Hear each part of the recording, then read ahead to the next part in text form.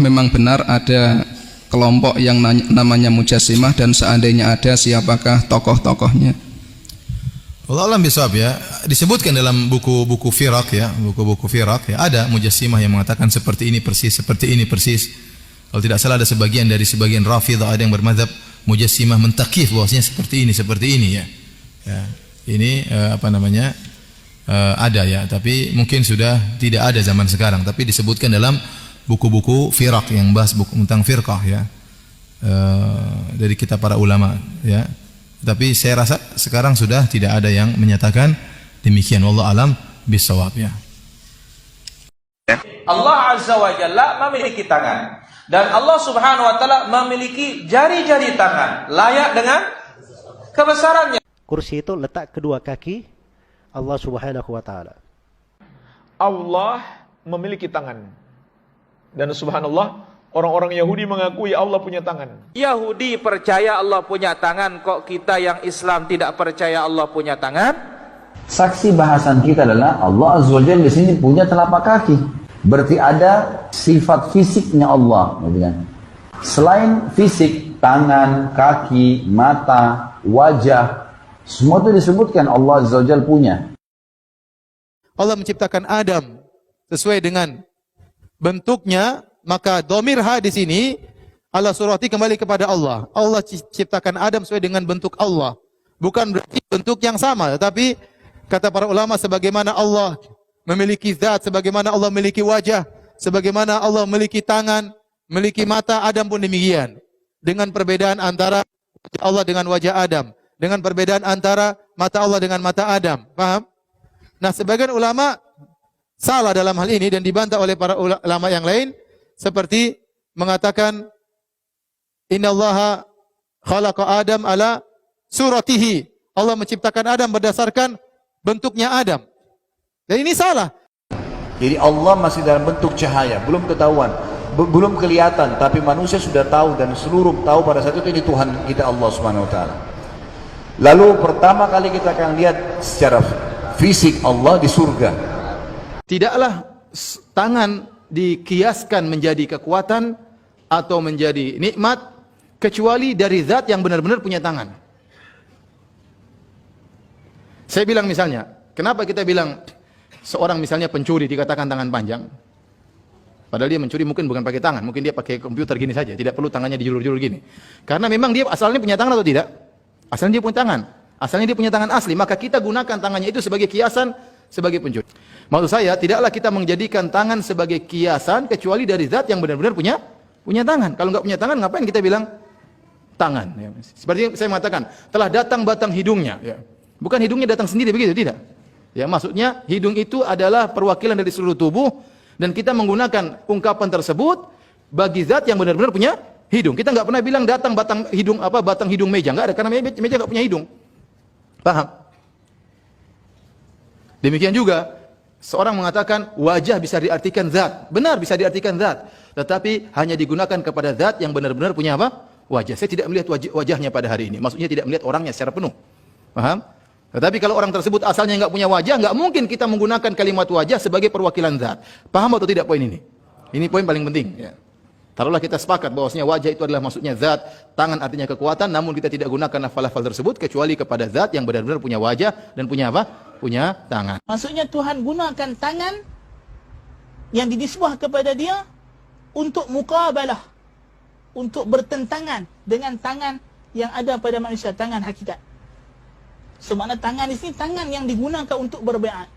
Yang tangan tu boleh digunakan untuk baiat. Tangan yang kamu faham lah. Kalau kamu tanya apa makna tangan di sisi Allah, tangan yang kamu faham, tangan yang kamu guna untuk baiat tu, itulah maksudnya. Allah katakan dia punya tangan, kita imani. Kalau orang katakan berarti sama dengan kita, siapa yang katakan sama? Ente aja nganggap sama. Kita tak nganggap sama, berbeda sesuai keagungan besaran Allah. Monyet punya tangan tak? Kita punya tangan tak? Sama tak tangan kita dengan tangan monyet? Enggak. Lalu kenapa antum mau sama tangan antum dengan tangan Allah? Baju punya tangan, manusia punya tangan. Beda. Tangan manusia masuk tangan baju belum pernah masuk tangan manusia. Apabila Allah Subhanahu wa taala duduk di atas arasy, maka bergeserlah arasy itu seolah-olah bergesernya besi. Bila besi bergeser dia bunyi apa? Ghid itu. Wallahu alam bunyi itu macam mana. Tapi seolah-olah kata Umar Al-Khattab, mudah, paling mudah. Allah ni maha besar. Kita jangan pandang ingat Allah tu kecil. A'udzubillah. Allah maha besar. Cuba bayang kalau malaikat yang memegang arasy Allah, malaikat yang pegang arasy Allah, antara telinga dan bau dia 70 tahun berjalan kaki. Ini dalam hadis yang sahih. Telinga dan bau, hingga ke bau. Antara telinga hingga ke bau. Telinga bagaimana, bau bagaimana, wallahu a'lam. Kita tak tahu. Malaikat yang pegang. Ya, yang pegang arasy Allah. Nah, abang betapa besarnya Allah. Saya mau jawab pertanyaan. Kira-kira kenapa Allah nggak bisa kelihatan? Karena Allah Subhanahu wa Ta'ala itu sangat besar. Allah Subhanahu wa Ta'ala sangat besar. Memang manusia nggak mampu melihat Allah. Perlu Anda tahu. Ustaz, saya pernah mendengar kajian dari Ustadz Badru di mana Ustadz mengatakan bahwa Allah itu mempunyai tangan dan kedua tangan Allah kanan semua. Lalu di kajian lain Ustadz menyatakan di mana pada hari kiamat nanti Allah menggenggam langit di tangan kanan dan bumi seisinya di tangan kiri. Pertanyaannya bagaimana mengkompromikan kedua hadis tersebut, Ustaz? Silakan. Memang ada hadis juga yang menyebutkan demikian. Iya.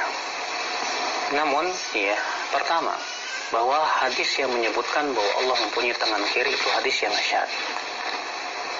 Atau yang kedua, kata para ulama, ya, kalaupun misalnya hadis tersebut sahih, maka maksudnya itu dibandingkan dengan tangan yang lainnya. Akan tetapi, ya, wallahu alam yang kuat bahwa hadis itu syadz, dan hadis syadz tidak bisa jadikan hujjah. Dan pada waktu itu, ya, saya juga setelah kajian ada yang menegur, Ustaz kok bilang tangan kiri? Saya bilang keceplos, ya, atau sabqul lisan, ya, kesalahan lisan. Tapi ya, itu sebuah kesalahan tentunya, yang rajih, yang kuat, yang ditunjukkan oleh hadis-hadis yang sahih, ya, bahwasannya kedua tangan Allah kanan. Ya, Allahu a'lam. Nah. Tidak mungkin Allah menjadikan lafal tangan sebagai kinayah kecuali Allah benar-benar punya tangan. Saya ulangi. Kita bilang tidak mungkin Allah menjadikan tangan Allah sebagai kinayah tentang kekuatan atau tentang kenikmatan kecuali Allah benar-benar punya tangan. Kalau Allah benar tidak punya tangan, ngapain dijadikan kiasan? Contohnya Allah punya wajah. Ya betaghi bidzalika wajh Allah. Sungguhnya Allah mengharamkan neraka bagi orang yang mengucapkan la ilaha illallah dengan mengharap wajah Allah. Baik. Ini menunjukkan Allah punya wajah. Ustaz, maksudnya mengharap wajah Allah itu maksudnya ikhlas. Iya, memang itu maksudnya ikhlas. Tetapi tidaklah diungkapkan seperti itu kecuali Allah punya wajah yang hakiki. Ayat kursi berarti informasi tentang pijakan kakinya Allah di singgasana. Apa yang sering antum baca ayatnya? Wasi'a kursiyuhu samawati wal ard. Apa artinya? Wasi'a telah menutupi. Kursiyuhu, pijakan kakinya Allah di singgasananya. As-samawati wal ard. Pijakan kakinya saja sudah semua tertutupi langit dan bumi ini. Bagaimana dengan singgasana dan bagaimana Allah Subhanahu wa Ta'ala? Makanya wajib diyakini. Tangan, iya, tangan. Yang dimaksud tangan itu apa? Pertanyaan ini yang tidak wajar. Anak kelas 6 SD, bahkan anak kelas 4 SD tahu tangan itu apa. Kenapa kita yang sudah dewasa, sudah tua, masih nanya tangan itu apa? Wajah itu apa? Turun itu apa? Tentu ini tidak pantas ditanyakan. Allah punya tangan, Allah punya wajah, dan jangan bertanya maksud tangan ini apa. Semua orang tahu tangan itu apa. Itu.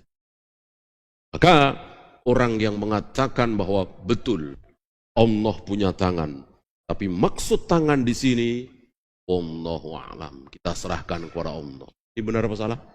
Salah. Apa istilahnya? Tafwid. Tafwid ini tipis seolah ini manhaj salaf. Diserahkan kepada Allah, ini salah, ini keliru. Tangan bukan wallahu a'lam. Apakah Anda berkata, oh binatang ini matanya tidak seperti mataku? Ya memang benar matanya tidak seperti mataku. Tapi Anda kebayang mata atau tidak? tangannya tidak seperti tanganku, wajahnya tidak seperti wajahku, semuanya begitu.